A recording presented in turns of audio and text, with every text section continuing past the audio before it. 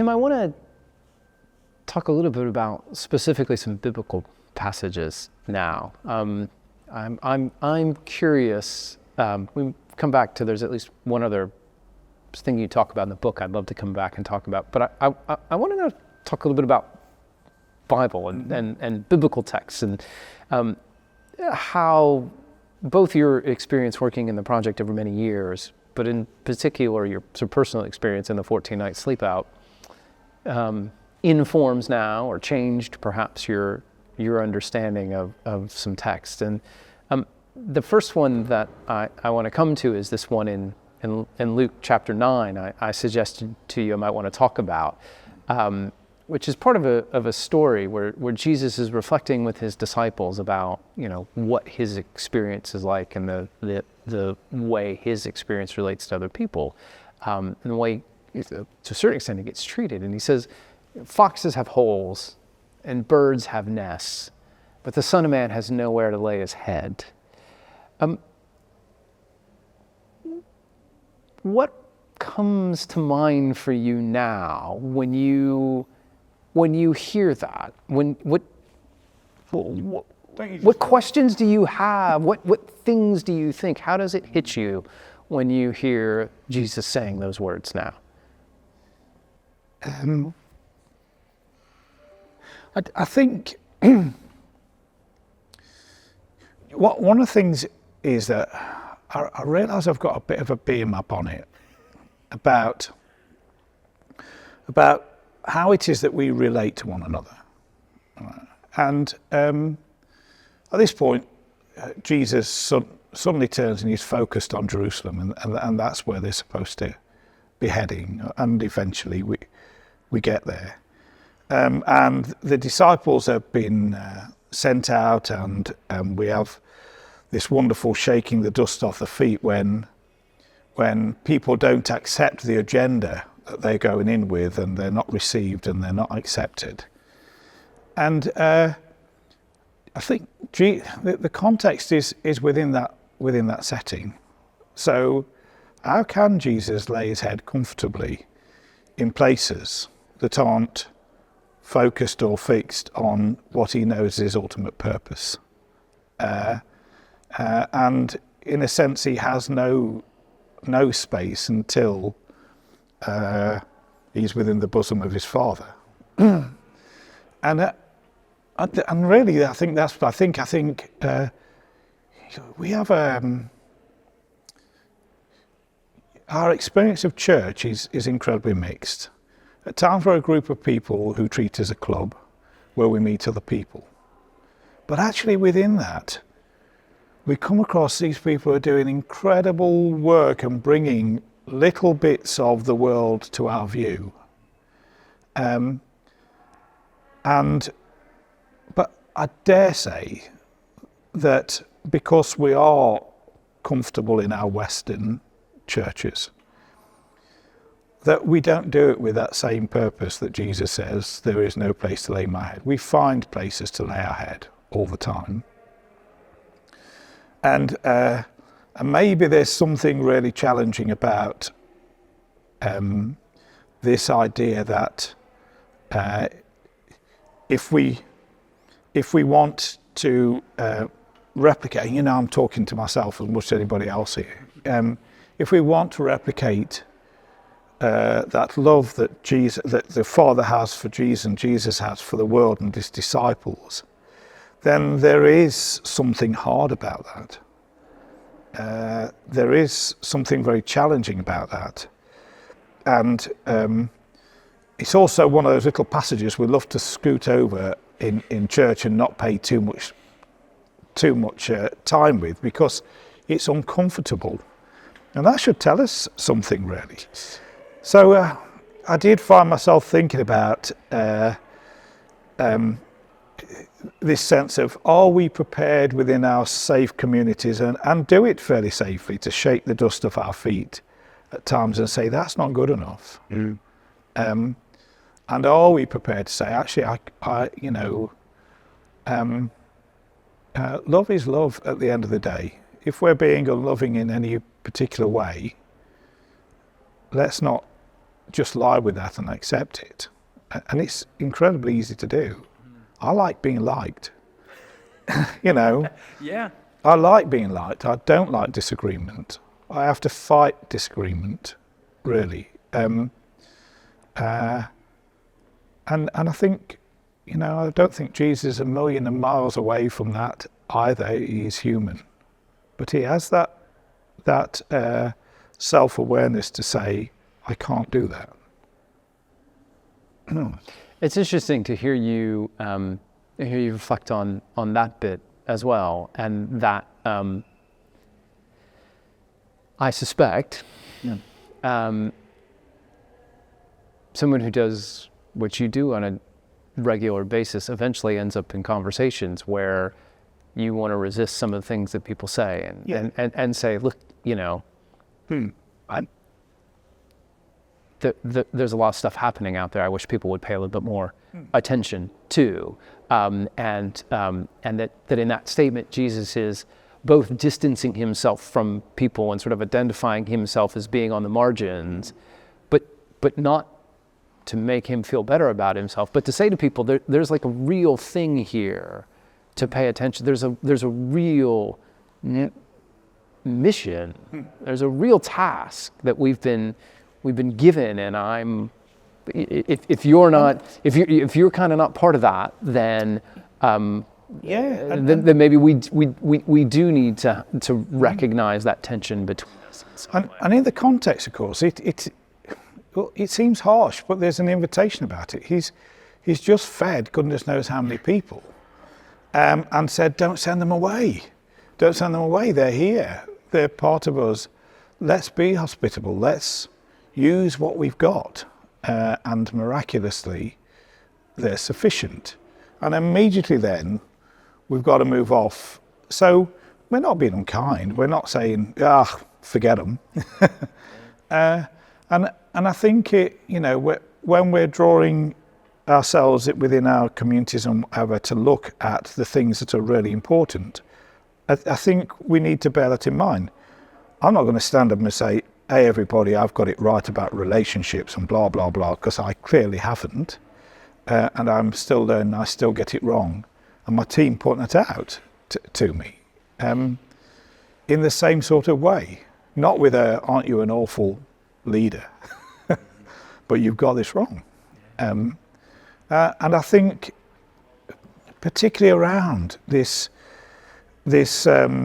ability for us, to become a club rather than salt and light, then it's that level of honesty with each other that says, is that right?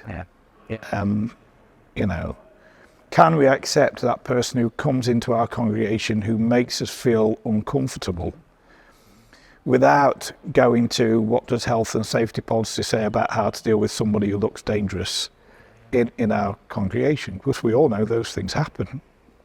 And we all know there's a reaction against that as to make sure the doors are locked or something policy during worship. So nobody, all of those things happen.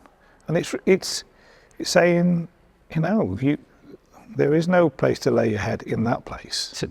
So there's a colleague of mine who's made the comment that having the Archer project co-located on the site here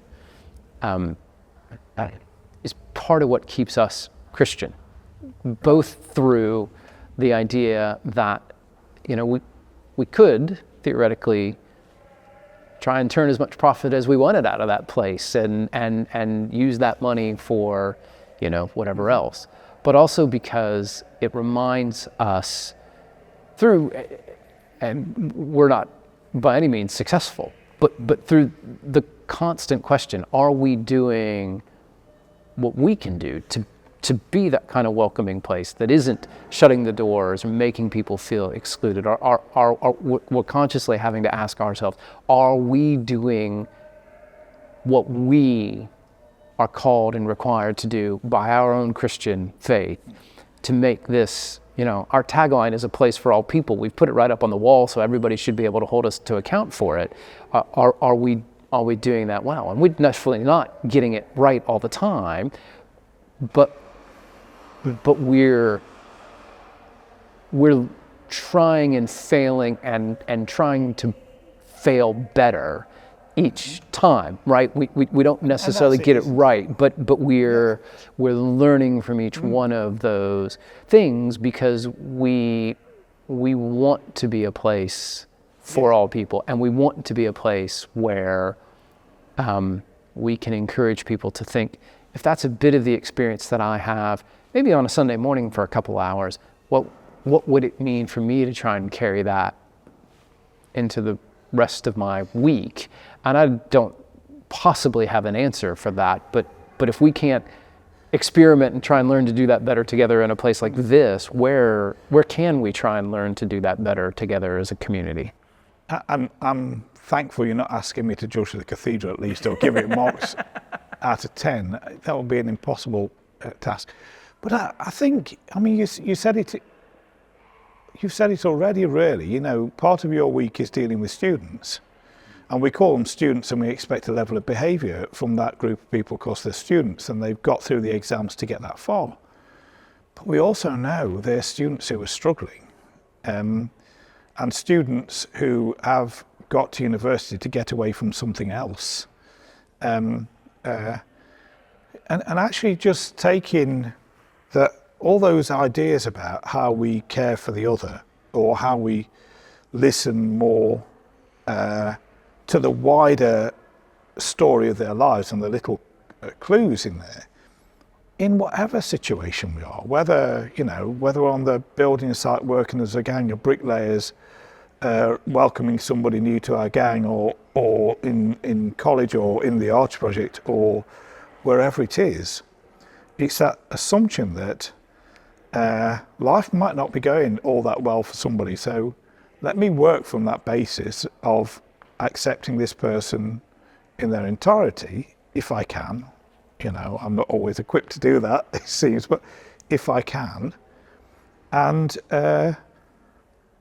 if I can do that rather than be preoccupied what it is about what I need to do, then I might be, I might achieve more by doing that than making these assumptions.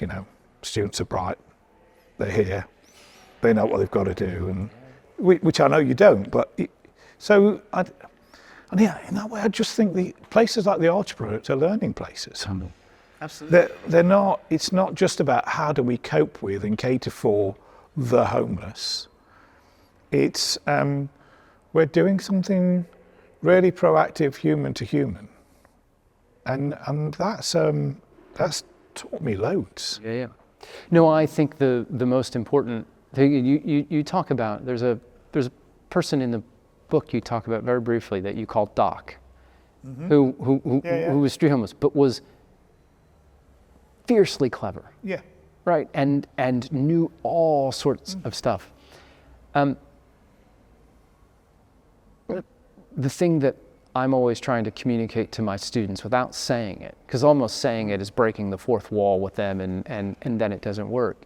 But I'm always trying to communicate to them, you're worthy of interaction with these great ideas and these great thinkers. You're worthy of interaction with me, right? All these kind of fancy markers of privilege and studying and this, that, and the other, but for whatever they're worth, you're worthy of my attention for this time and to share your ideas and to hear me say, I think that's right, but I wonder if this is wrong. Can we let's talk about those. Let's value those. Let's do it in a way that affirms and encourages. And I mean, the thing about students today is we know, if you look at any of the research, the kind of crisis in mental health.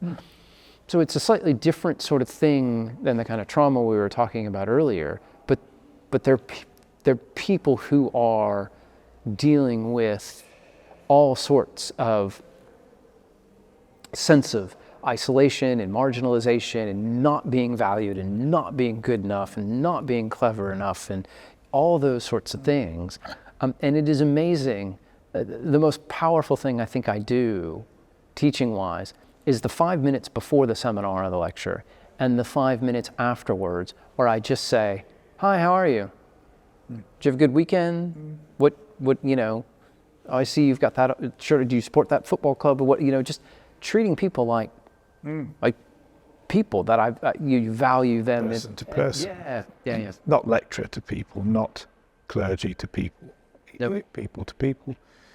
One of the things that, I mean, it's, you learn about it in Sunday school, and Jesus goes after the lost sheep. I think I've been that lost sheep, not in the traditional sense of did I lose my faith or anything like that, because I haven't, and I was brought up in, you know, I can't remember not having faith, so not in that sense, but actually somehow feeling lost in life, and where am I going, or how have I managed to get myself into this predicament, you know, in terms of whatever it is, all of those sorts of things. To have that community or group or person or whatever it is that comes along and just takes time to recognise that you are stuck and, you know, has sought you out and to be with you and to walk with you. That sheep, if it stays stuck in the briar, dies. That's what we're talking about at the end of the day. In the book, you know, Carrie's story gets me every time, because a childhood starts badly and it gets worse. And in the end, she self-reflects on what she's good at, which most of us would find abhorrent, really, that's my skills in life. Let me tell you, if you knew her, she would knock you dead in a minute in terms of the sharpness of her mind and the way she can relate to you. And that's a reactive mind. Pulling her out of the bush, out of the briars, giving her the freedom to be creative, to plan, to have all of those emotional regulation, to work with her, to just walk alongside her. Actually, that's, yeah.